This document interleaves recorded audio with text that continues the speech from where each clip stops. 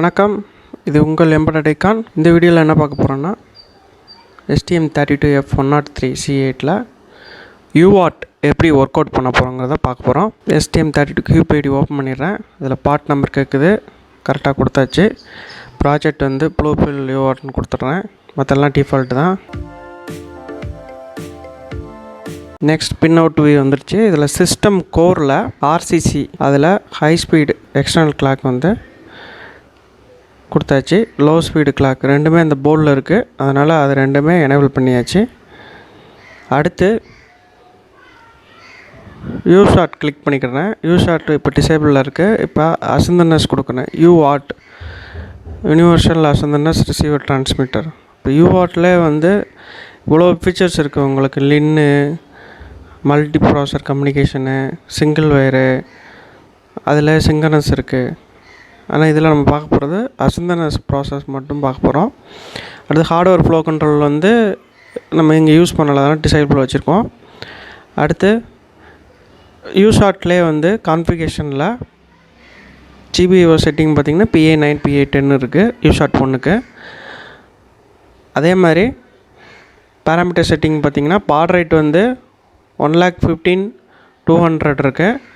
அது வந்து 9,600. உங்களுக்கு என்ன பாட் ரேட் வேணுமோ அதை இங்கே சேஞ்ச் பண்ணிக்கலாம் நீங்கள்.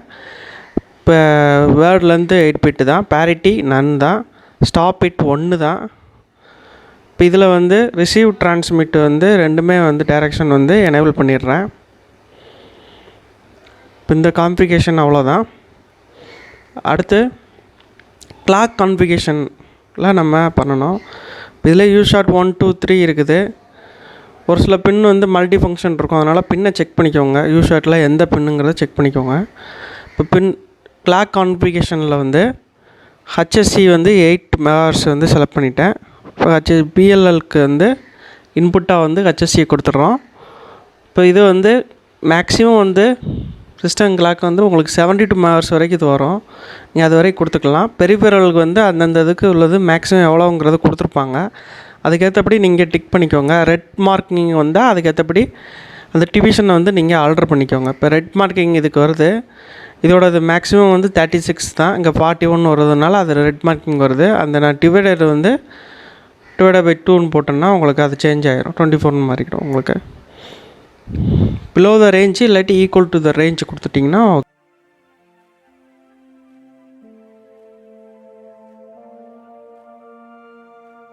அவ்வளோதான். இப்போ சேவ் பண்ணிவிட்டு கோட் ஜென்ரேட் பண்ணுறோம்.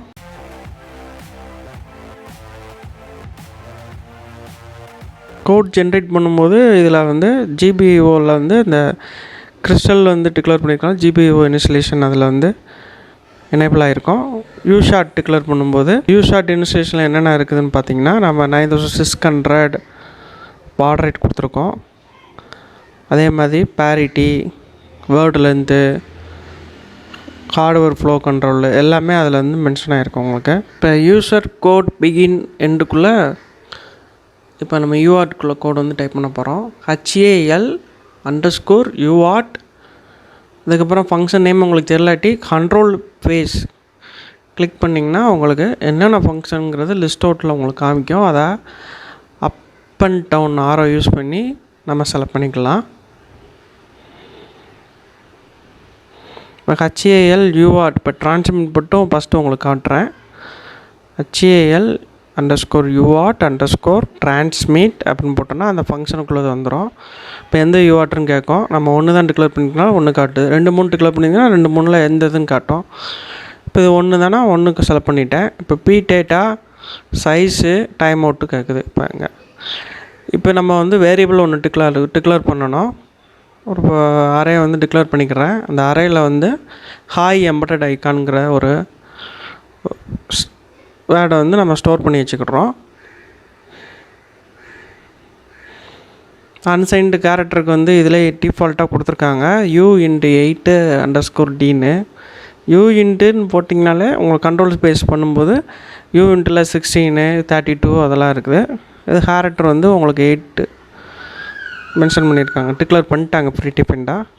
அந்த இதே நம்ம யூஸ் பண்ணிக்கிறோம். பட் TX6ல் வந்து அரே வந்து 20 சைஸ் வந்து டிக்ளேர் பண்ணிட்டேன். அதில் ஹாய் எம்பெடட் ஐக்காங்கிற ஒரு வேர்டு வந்து ஸ்டோர் பண்ணுறோம். அதே மாதிரி ஆர்எக்ஸ் ரிசீவ் பண்ணும்போது நம்ம அதை ட்ரான்ஸ்மிட் பண்ணுறதுக்கு ஆர்எக்ஸுங்கிற ஒரு அரே வந்து டிக்ளேர் பண்ணிக்கோங்க. இப்போ இங்கே இந்த பி டேட்டாக்கு பதிலாக நம்ம இந்த ஃபங்க்ஷனை பார்த்திங்கன்னா அது பாயிண்டர் லொக்கேஷன் தான் கேட்குது உங்களுக்கு. அப்போ இதோட லொக்கேஷன் வந்து நம்ம கொடுக்குறோம், டிஎக்ஸோட லொக்கேஷன் வந்து கொடுக்குறோம். அடுத்து சைஸ் வந்து எம்பெடட் ஐக்காங்கிறது உங்களுக்கு 18 இருக்கும், அதனால் 18 கொடுக்குறேன் நான். 15 கொடுத்திங்கன்னா உங்களுக்கு எந்த சைஸ் நீங்கள் கொடுக்குறீங்களோ அந்த கேரக்டர் மட்டும் டிஸ்பிளே ஆகுங்க. இப்போ டைம் அவுட் வந்து இங்கே வந்து கேர்ஃபுல்லாக இருக்கணும். இப்போ டிரான்ஸ்மிட்டில் வந்து டைம் அவுட் வந்து இங்கே கொடுத்திங்கனாலும் ஓகே தான், ஒன்றும் பிரச்சனை இல்லை, எவ்வளோ நாளும் கொடுத்துக்கலாம். நம்ம ஒரு மேக்ஸிமம் வந்து ஒரு ஹெக்ஸில் வந்து 200 கொடுங்க, 200 இல்லை 500 கொடுங்க ஹெக்ஸில். அதே மாதிரி ரிசீவில் வந்து அந்த டைம் அவுட் வந்து வெரி வெரி இம்பார்ட்டன்ட். நீங்கள் அதை சரியாக கொடுக்கல அப்படின்னா உங்களுக்கு அந்த ஒர்க்கிங் வந்து ப்ராப்பராக இருக்காது. உங்களுக்கு கம்பைல் பண்ணிட்டோம். கம்பைல் பண்ணிட்டு இப்போ ப்ரோக்ராம் பண்ணிடுறேன். டெராடம் ஓப்பன் பண்ணுறேன். டெராடமில் வந்து அந்த பாட் ரேட் செக்கிங்லாம் கரெக்டாக பார்த்துக்கோங்க. இப்போ சக்ஸஸ்ஃபுல்லாக அது எம்பெடட் ஐக்கான் அப்படிங்கிற டிஸ்பிளே ஆயிடுச்சு. நெக்ஸ்ட் வந்து ரிசீவ் பார்ப்போம். ரிசீவில் வந்து இப்போ ஹால் UART _receive UART 1 தான் அது. ரிசீவ்ங்கிற அந்த அரே டிக்ளேர் பண்ணியிருக்கோம்ல, அதை யூஸ் பண்ணிக்கிறோம். அதில் வந்து நம்ம ரிசீவ் பண்ணுற ஒவ்வொரு கேரக்டரும் அதில் வந்து உங்களுக்கு கெட் பண்ணுவோம். நம்ம அதை அப்படியே நான் ட்ரான்ஸ்லேட் பண்ணுறேன். இப்போ இதை வந்து லென்த்து வந்து நீங்கள் 1 மெஷர் பண்ணிக்கிட்டிங்கன்னா ஒரு கேரக்டர் வாங்கினவுடனே உங்களுக்கு ட்ரான்ஸ்மிட் பண்ணோம், வாங்கினவுடனே ட்ரான்ஸ்மிட் பண்ணோம். அப்போ வந்து நீங்கள் ஈஸியாக பார்க்கலாம். இல்லாட்டி 2 3ன்னு போட்டிங்கன்னா ஒரு 10 கேரக்டர்னு போட்டிங்கன்னா 10 கேரக்டர் வாங்குற வரைக்கும் ரிசீவ் வந்து அங்கேயே நிற்கும். அதுக்கப்புறம் வந்து உங்களுக்கு ட்ரான்ஸ்மிட் பண்ணோம். இப்போ இதை நம்ம ப்ரோக்ராம் பண்ணும்போது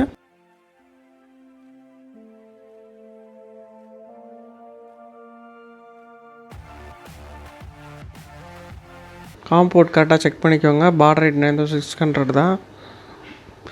டேட்டா லென்த்து வந்து 8 பிட் தான். பேரிட்டி கிடையாது, ஹார்ட்வேர் ஃப்ளோ கண்ட்ரோல் கிடையாது. இப்போ இனிஷியலாக வந்து ஹாய் எம்பெடட் டிஸ்பிளே ஆயிடுச்சு. இப்போ நான் டைப் பண்ணுற ஒவ்வொரு கேரக்டரும் வந்து அதில் ட்ரான்ஸ்லேட் பண்ணிகிட்ருக்கு, உங்களுக்கு ரிசீவ் பண்ணி ட்ரான்ஸ்லேட் பண்ணிகிட்ருக்கு.